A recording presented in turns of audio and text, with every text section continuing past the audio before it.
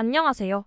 저는 이비학원에서 1대1 줌 수업을 통해 면접을 준비해 고려대학교 서서문학과 3년 특례 특별전형에 최초 합격한입니다. 저는 해외에서 오랫동안 생활하면서 문해력과 생각을 논리적으로 정리해 표현하는 데 어려움이 있었습니다. 한국의 입시 체계나 면접 방식에 익숙하지 않았고 특히 면접 준비에 대한 두려움이 컸습니다. 하지만 학원에 직접 가기 어려운 상황에서 줌 수업 가능 학원을 찾아야 했고 여러 학원 사이트에서 합격 후기를 읽어봤고 정말 연고대 재심은 면접에서 압도적으로 후기가 많은 이비학원에 전화했고 오 원장님과 상담 후 7월부터 1대1 줌 수업을 추 선생님과 진행하게 되었습니다.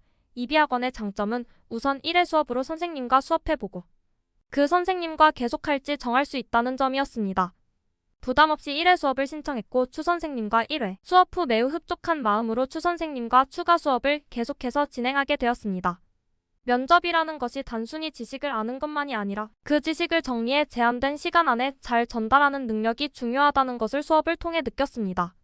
추 선생님께서는 단순한 지식 전달이 아닌 제가 면접 질문에 어떻게 대응해야 할지, 어떤 방식으로 글을 읽고 나의 생각을 표현해야 할지 세심하게 코칭해 주셨습니다. 특히 저의 답변 하나하나에 대해 구체적인 피드백을 주시고 문제의 핵심을 짚어주셔서 제 약점이 무엇인지 명확하게 알 수 있었습니다. 수업 과정 중에서 실제 면접처럼 12분 동안 제시문을 분석하고 6분 동안 답변을 하는 연습을 반복적으로 진행했습니다.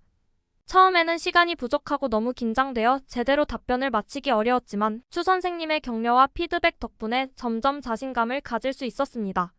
특히 추 선생님께서 항상 강조하셨던 긴장할수록 문장을 짧고 명확하게 끝내라는 조언이 실제 면접에서 큰 도움이 되었습니다. 고려대학교 서서문학과 면접 당일 실전에서는 매우 긴장되었지만 평소 연습했던 방식대로 침착하게 대응할 수 있었습니다. 면접에서 다뤄진 제시문들은 다소 어려운 주제였지만 이비학원에서의 수업을 통해 미리 준비된 덕분에 문제를 풀어나갈 수 있었습니다. 면접 도중 너무 긴장해서 말을 잘 못하고 있는 것 같다라는 생각이 들었는데 추 선생님께서는 면접이 단순히 유창하게 말하는 능력보다 물어보는 것의 포인트를 알아내고 그것에 대한 정확한 답변을 알아내는 것이라는 점을 반복해서 강조하셨기 때문에 마음을 다잡고 마지막까지 잘 마무리할 수 있었습니다. 실제 면접 상황 정리. 대기실에서는 물 정도는 마실 수 있었고 안내사항에 나와 있었던 물건들을 제출해야 했습니다. 블라인드 면접이었기 때문에 배정된 번호와 면접 순서는 달랐습니다. 감독관 분들께서 순서는 알려주시고 화장실도 자유롭게 다녀올 수 있었습니다. 순서가 되면 제시문을 푸는 교실로 들어가서 앉은 후 소지품을 내려놓고 수험표와 필기구만 꺼내놓고 1에서 2분 정도 대기합니다. 필기구가 없으면 달라고 해도 괜찮았습니다. 교실 앞에는 12분 타이머가 노트북 화면에 표시되어 있었습니다. 면접 시에는 타이머나 시계가 없어서 시간을 맞추기가 어려웠습니다. 6분을 다 채우지 못하면 교수님들께서 아직 시간이 남았는데 더 할 말이 있냐고 물어보시거나 추가 질문을 하십니다. 제시문과 답변. 시간이 많이 지나서 기억이 희미하지만 최대한 기억을 끌어낸 내용들과 추후 더 생각을 정리해서 쓴 내용들입니다. 제시문 1은 물건의 노비라는 주제로 사용하지 않는데도 아끼는 물건을 전시하거나 받기만 하고 사용하지 않으면 아무 소용이 없다는 내용이었습니다. 제시문 2는 중세시대 농노 제도에 관한 것으로 농노가 영주의 토지에서 일하면서 생산물의 13을 바치고 추가적으로 다른 시설을 이용하는 비용을 따로 내야 했던 제도에 대해 설명했습니다. 제시문 3은 분배된 정의에 대한 내용으로 한정된 사회적 자원을 어떻게 공정하게 분배할지를 다룬 내용이었습니다. 문제 1. 노비와 농노의 공통점과 차이점. 공통점으로는 둘 다 자신의 노동력을 타인을 위해 제공한다는 점이 있습니다. 차이점으로는 노비는 자발적으로 일을 하지만 농노는 강제적으로 일을 한다는 것입니다. 분명히 더 말했었는데 자세히 기억이 안 나네요. 유유. 공통점 노비와 농노 모두 자신이 아닌 타인을 위해 노동을 제공하는 구조. 일정한 사회적, 경제적 의무를 이행. 차이점 노비는 개인적 애착으로 인해 스스로 물건을 관리하지만 농노는 경제적 압박과 생계 유지를 위해 노동을 강요받음. 이 차이는 자율성의 차이를 반영. 노비는 자신이 맡은 일이 불공평하다고 생각하지 않고 농노는 자신이 부당한 대우를 받고 있다고 생각할 수 있음. 노비는 그 물건이 자신의 소유이기 때문에 애착을 가지고 자발적으로 일하는 반면 농노는 타인의 재산을 위해 억압된 위치에서 일을 함. 문제 2. 제시문 3의 관점에서 제시문 2를 평가. 제시문 3에서 말하는 분배된 정의는 자원을 어떻게 공평하게 나누는지에 대한 개념입니다. 이걸 제시문 1의 물건의 노비와 연결해보면 물건을 그냥 보관만 하고 쓰지 않는 건 자원을 제대로 활용하지 않는 비효율적인 상황이라고 볼 수 있습니다. 분배된 정의의 관점에서 보면 물건이 단순히 전시용으로만 남아있고 실제로 사용되지 않는다면 이건 자원의 불공정한 분배가 될 수 있습니다. 그래서 제시문 1에서 물건을 아끼기만 하고 사용하지 않는 건 자원을 제대로 활용하지 않는 것이라고 할 수 있습니다. 이 물건을 다른 사람들과 나누거나 그 자원을 더 필요한 사람들에게 전달하는 것이 공평한 분배가 될 수 있습니다.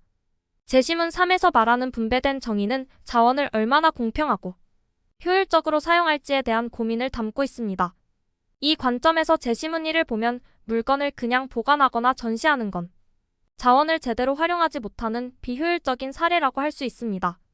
분배된 정의의 핵심은 자원이 필요하고 사용할 수 있는 사람들에게 적절히 나누어져야 합니다. 물건을 단순히 전시용으로만 두는 건 소유자가 그 자원의 가치를 충분히 활용하지 못하고 있다는 뜻입니다.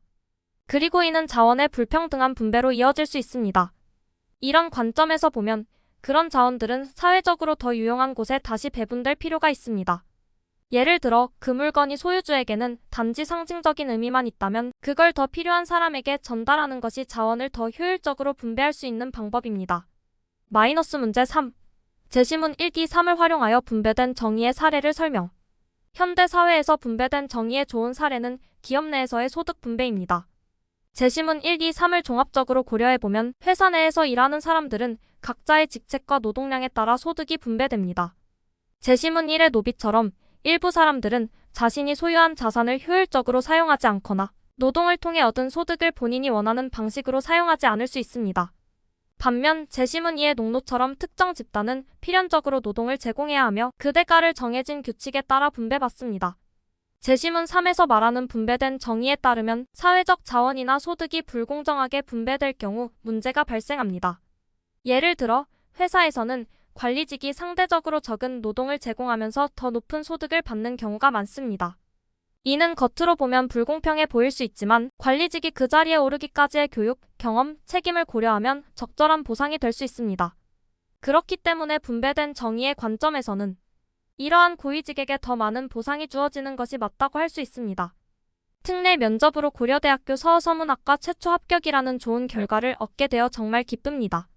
이 모든 과정에서 개인 수업으로 제일 큰 도움을 주신 추쌤과 면접 자료를 열심히 준비해 주신 이비의 모든 선생님들.